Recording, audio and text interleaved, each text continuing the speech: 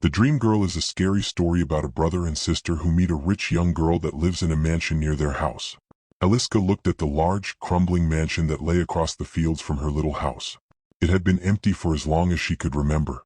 Every day, she gazed at it from her bedroom window and imagined what it would be like to live there.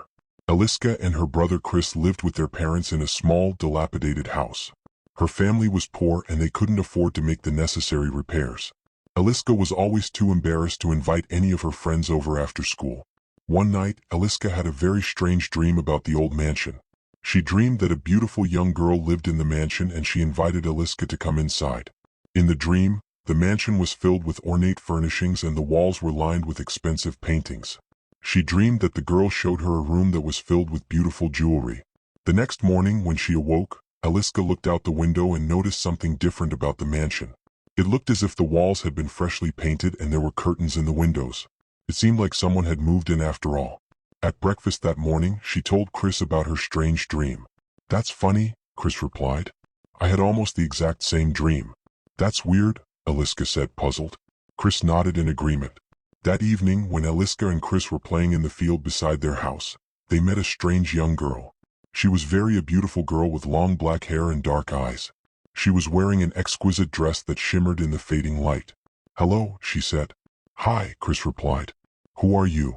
"My name is Angela," the girl said. "I'm your new neighbor. My parents and I just moved into the mansion over there." When she heard this, Aliska's mouth dropped open in astonishment.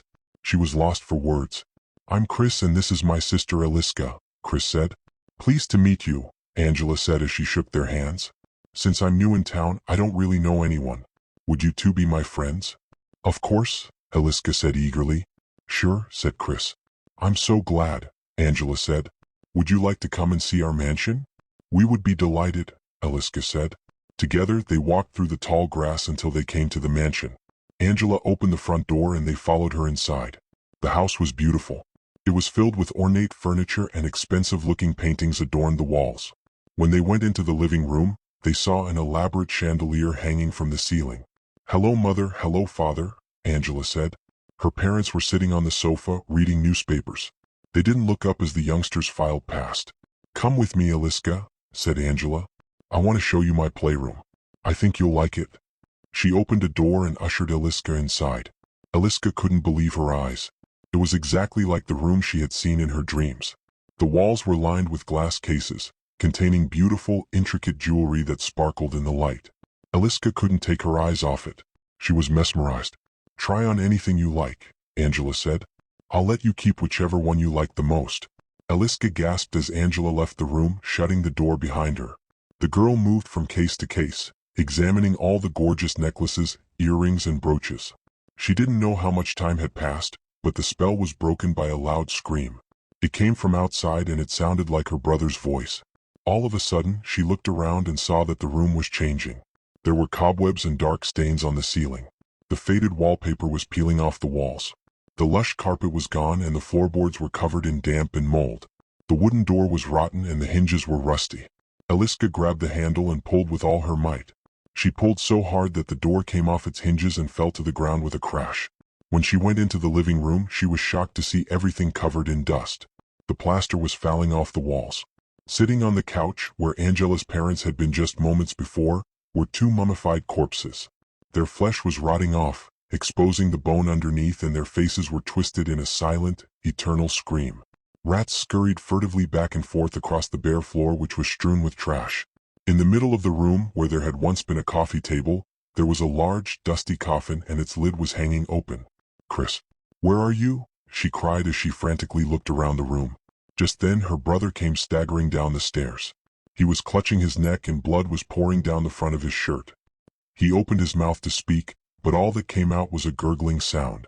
His throat had been slashed open. Angela appeared on the stairs behind him. She looked much taller and her face was deathly pale. Her cheeks were sunk and her skin was lined and wrinkled. Aliska's heart sank and she felt as if she was going to faint.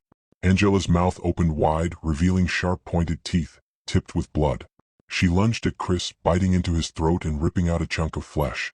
Aliska let out a terrified shriek and ran to the front door. She was dizzy with fear, but she managed to pull it open, and when she got outside, she ran as fast as she could. Tears were streaming down her cheeks and she couldn't stop screaming.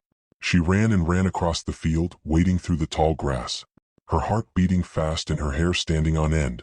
Eventually, she reached the safety of her own house. She rushed inside and slammed the door behind her. Then, in confusion, she looked around. She saw the dust, the cobwebs, the rats, the open coffin, and the dead body of her brother lying in a pool of blood on the floor. To her utter horror, she was back inside Angela's house, and there stood Angela, smiling from ear to ear, with blood dripping down her chin. Before Eliska had a chance to react, Angela grabbed her by the shoulders and pulled her close. The last thing Eliska felt before everything went black was a pair of fangs sinking into her neck. The Farmhouse is a spooky tale about two young boys who go exploring in the countryside and come across an old, abandoned house in the middle of nowhere. Every summer, my mother would take me to visit our relatives who lived out in the country. My cousin and I were almost the same age and we were always up to mischief.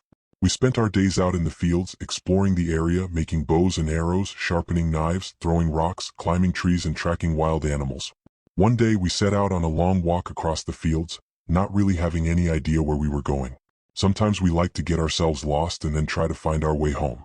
After a few hours of walking, it was getting late in the afternoon when we came across a farmhouse that looked as if it was abandoned. On the property there was a small storage shed, so we jumped over the fence and decided to find out what was inside. We found that the doors were locked.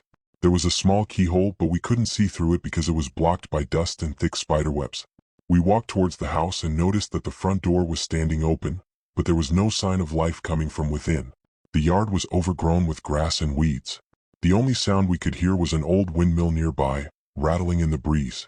I went to the door of the house and shouted, "Hello!" but there was no answer. It was then that the smell hit me.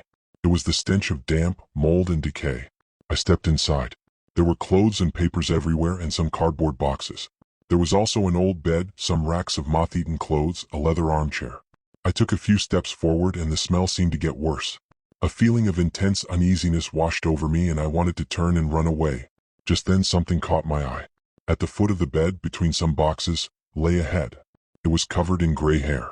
There was an old man lying on his back, his face turned upwards and his eyes open. He was dead. I let out a horrified yell, then grabbed my cousin by the arm and we both ran as fast as we could. As we fled across the yard, we were passing the shed outside when the locked door suddenly crashed open and an old lady was standing there.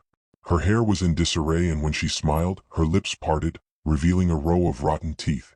She was carrying a bloody knife in her hand. She made an attempt to grab me as we rushed past, but I managed to dodge her and kept running. I didn't dare to look back, I just ran and ran as fast as I could. It was a few minutes later that I realized my cousin wasn't with me. I stopped in my tracks, breathing heavily and looked around. He was nowhere to be seen. My heart sank. I started running again, desperately trying to get back to my aunt and uncle's house as quickly as possible. Eventually, I saw the lights of their house in the distance. As soon as I reached home, I ran inside and called out to my mother. My relatives gathered around me as I started babbling and begged them to go find my cousin. My uncle got into his truck and brought me with him. Eventually, we found the old farmhouse, but my cousin wasn't there. Neither were the old man or the old woman. After searching for a while, my uncle called the police. A few days later, my cousin still had not been found. The farm was searched from top to bottom, but there was no trace of him and he remains missing to this day. It's one of the biggest unsolved mysteries in the region. I don't know what happened to my cousin that day, but I am glad it didn't happen to me. The Fat Pig is a creepy bedtime story about a young girl who lives near a pig farm which is owned by a disturbing old man. There was a young Russian girl who lived with her parents in a small house in the countryside. There were no other children living in the remote area, so she mostly spent her time playing alone in the fields. Their neighbor was a fat man of 50 years of age who raised pigs on his small farm. She was disgusted by the constant smell of manure that came from his farm and the never-ending oinking of his pigs. Whenever she played in the fields, she would notice him standing at his fence and staring at her intently. The strange way he looked at her gave her the creeps. One night, as she was about to fall asleep, she heard a strange scratching at her bedroom window. She sat up in bed and switched on the lamp on her bedside table. The curtains suddenly parted and she screamed in horror. There was a huge, fat pig climbing in her bedroom window. Its hooves were scratching and scrabbling at the windowsill as it tried to pull itself up. She cried out for her parents as the pig struggled through the window and tumbled to the floor. It began squealing and jumped up onto her bed.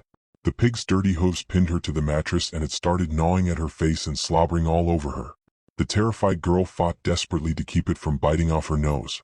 Her face was covered in drool. Just then her father rushed into the room, brandishing an axe. When he saw the enormous pig on top of his daughter, he let out a yell and began attacking it. The fat pig squealed and raced around the room. It lunged at the girl's father and knocked him to the floor with its weight. The axe flew out of his hands. He managed to grab hold of the pig's snout and poke it in the eyes. It retreated and began scrambling out the window. Just as it was about to get away, her father swung the axe and it stuck in the pig's back. The monstrous animal let out a piercing squeal of pain and escaped into the night. The next morning, their neighbor was found dead in the woods. All of the people in the area were mystified. It seemed as if the man had bled to death. His corpse was completely naked and there was an axe embedded in his back.